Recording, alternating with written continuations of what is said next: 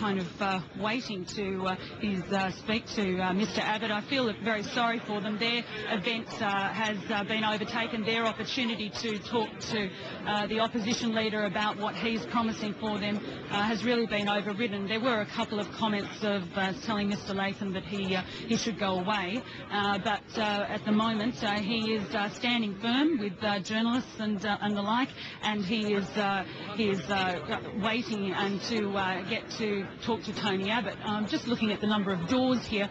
Tony Abbott does have to come out this one door, it would appear, behind me, and I would say that is what Mark Latham seems to be waiting for.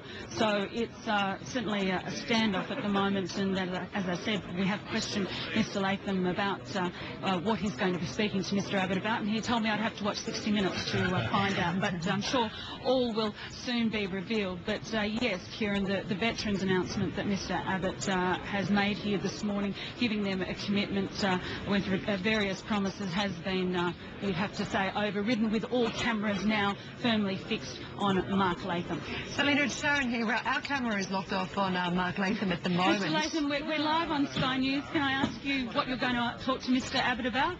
Hello. It's your choice to put the cameras on me. You can put them on Tony Abbott in a free society, but the media's chosen to do this.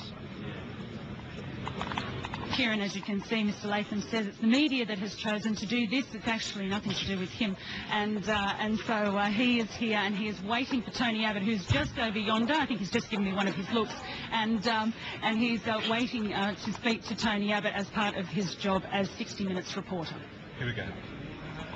Here we go. There's movement. Here we go. Where are we going? Oh, I moved. Oh, God.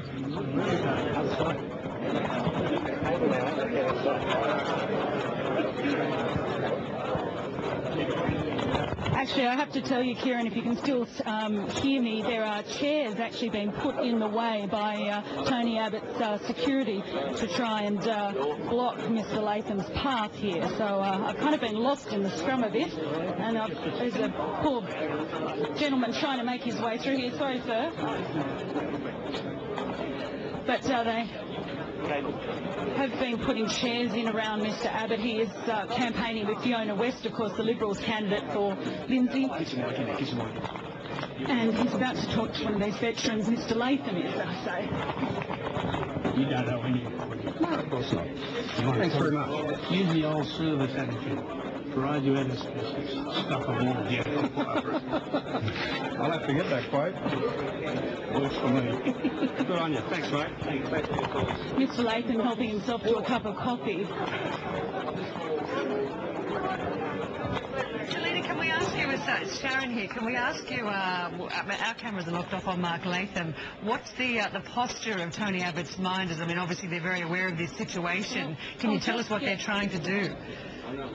I'll just get Dean to turn around for you, Sharon, and give you an idea of where Tony Abbott is. You'll have to appreciate it's pretty difficult at the moment, but it's about 4 metres away, I have to say. Mark Latham's offering to measure it out for me here, I've got to tell you.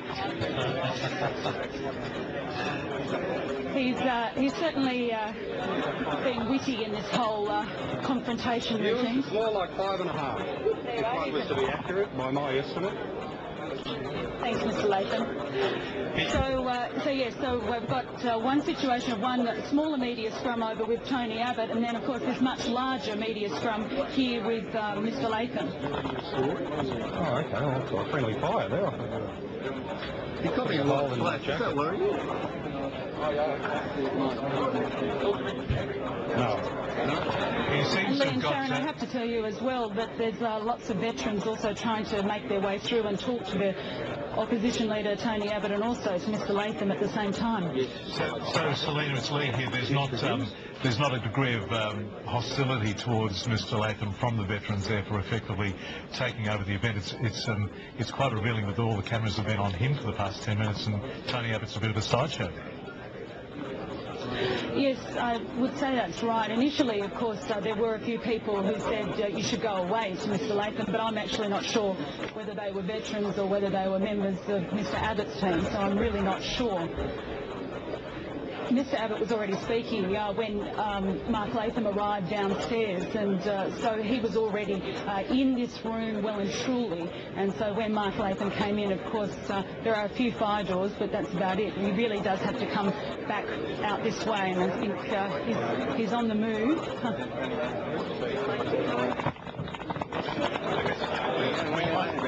Hostility towards Mr. Latham from the veterans there for effectively taking over the event. It's quite revealing that all the cameras have been on him for the past 10 minutes, and Tony Abbott's a bit of a sideshow there. Yes, I would say that's right. Initially, of course, there were a few people who said you should go away to Mr. Latham, but I'm actually not sure whether they were veterans or whether they were members of Mr. Abbott's team, so I'm really not sure. Mr. Abbott was already speaking when Mark Latham arrived downstairs, and so he was already in this room well and truly. And so when Mark Latham came in, of course, there are a few fire doors, but that's about it. He really does have to come back out this way, and I think he's on the move.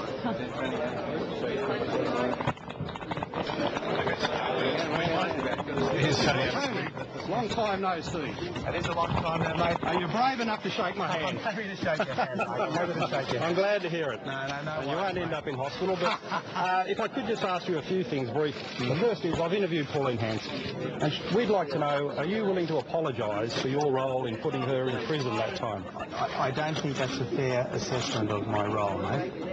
So no apology to Pauline Hanson given the circumstances of her imprisonment?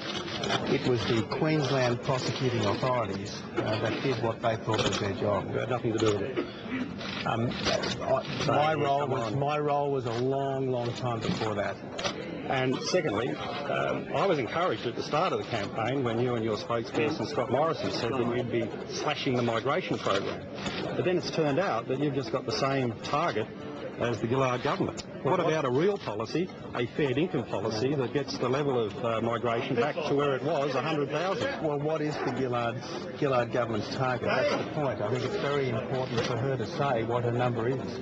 Well, I think people in Western Sydney, you're the alternative Prime Minister, they want you to set a number and I have a policy. 170,000 is the maximum, and I'd ask Julia to tell us what her number is. It's about No minimum? Mr. Latham, not about No money. range? How about taking off? The maximum is 170,000. I think that is a big cut on what we've had, and I would challenge the Prime Minister to nominate her. Yeah. Where are we up to? Great. Coming to the press conference too, Mr. Latham. That's fine enough. How can I Tony's coming through? This is quite a Outside on the election campaign 2010 from the Penrith RSL confrontation between 60 Minutes reporter Mark Latham And a veteran saying it's not about you, Mr. Latham, it's about the veterans. So there was some animosity there from the veterans community. That was at the Penrith RSL club, and obviously a number of the members of that club not happy at all that the Latham sideshow made its way to Penrith RSL. He got his question though.